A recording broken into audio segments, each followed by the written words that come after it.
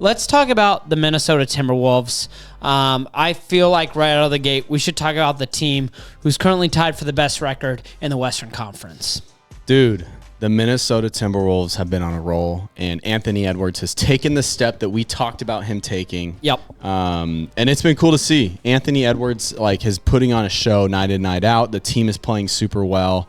Karl Anthony Towns has taken maybe a slight step back in order for Ant to shine, which has been really cool. And other guys have stepped up too. Rudy Gobert Yeah. is back to being a Defensive Player of the Year kind of player. Right. He's been an amazing rim protector for the T-Wolves. Jaden McDaniels, obviously probably one of the best defenders in the NBA. Yeah. And then obviously you have guys like Naz Reid who comes off the bench and you're like, wait, this guy could start for a lot of teams. And they have the perfect general, Mike Conley.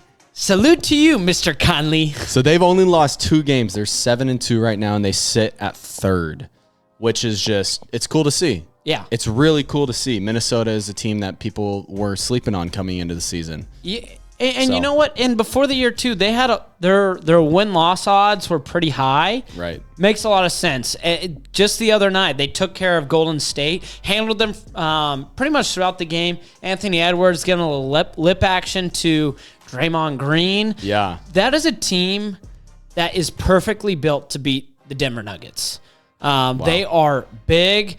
Tim Conley, obviously the former GM in Denver, that move for Rudy Gobert, although they gave up a lot, starts to make a little bit more sense based on how we're watching them play now. It's still a risk. We'll see if it actually pans out. But right now, if you're Conley and a Timberwolves fan, you have to be really happy what you're seeing. Yeah, I'm curious to see how the front court continues to gel, because it is super weird to see Karl Anthony Towns and Rudy Gobert alongside each other.